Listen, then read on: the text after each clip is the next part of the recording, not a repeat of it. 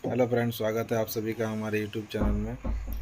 अगर आपने हमारे चैनल को अभी तक सब्सक्राइब नहीं किया है तो सब्सक्राइब करें, साथ ही बेल आइकन ज़रूर दबाएं ताकि इसी तरीके के डेली के आपको वीडियो मिलता रहे। और साथ ही वीडियो को लाइक और शेयर करना ना भूलें ताकि आप लोगों के लिए डेली वीडियो ला सकें।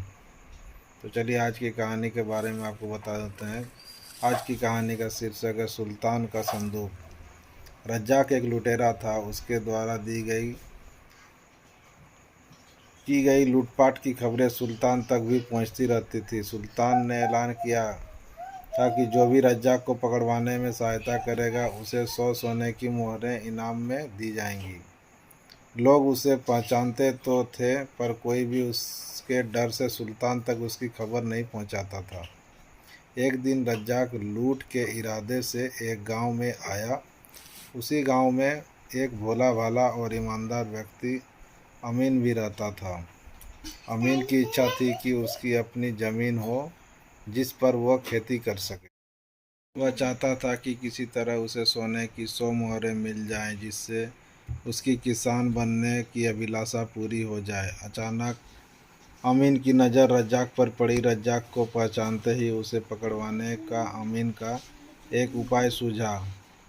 वह ऊंची आवाज़ में अपनी पत्नी को झगड़ा करने लगा। उनका चिल्लाना सुनकर कुछ गांव वाले उसकी झोंपड़ी के सामने इकट्ठा हो गए। अमीन और उसकी पत्नी झगड़ते झगड़ते बाहर आ गए। लोगों को देखकर अमीन ऊंची आवाज़ में बोला, मेरी पत्नी को देखो, यह कितनी नासमझ है। इसके पिता ने एक संदूक भेजा है, उस पर ताला जड़ा हुआ है।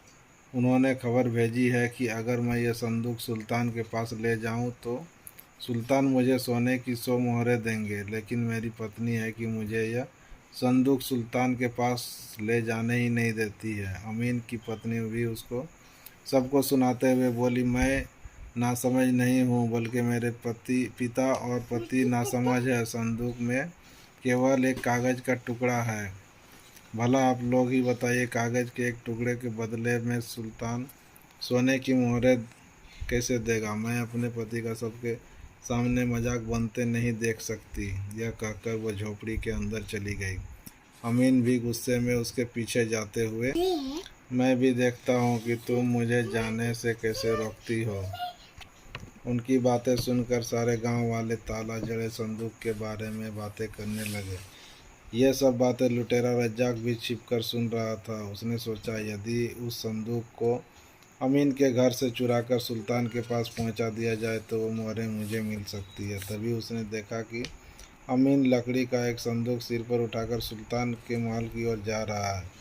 रज्जाक को और क्या चाहता था, वह उसके पीछे हो लिया। अमीन गांव की पगडंडी से निकलकर महल की ओर जाने वाले रास्ते पर पहुंचा। रज्जाक भी उसके पीछे चलने लगा। कुछ आगे जाने पर एक निर्जन स्थान देखकर रज्जाक ने अमीन के सिर पर वार किया।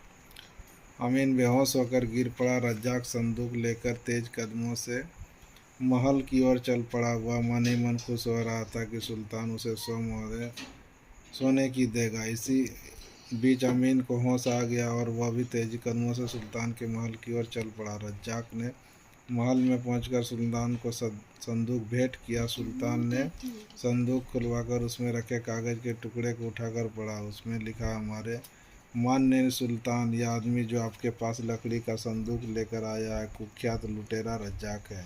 सब इससे डरते हैं, इसलिए इसके विषय में कोई कुछ बता नहीं पाता। आप इसे पकड़ लें। सुल्तान ने पत्र पढ़ते ही रज्जाक को बंदी बनाने का आदेश दिया।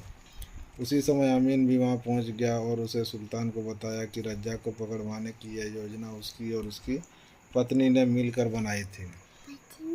यह सुनकर सुल्तान बहुत प्रसन्न हुआ और उन्होंने 100 सोने की मोहरों के साथ उसे और भी बहुत सारे इनाम दिए।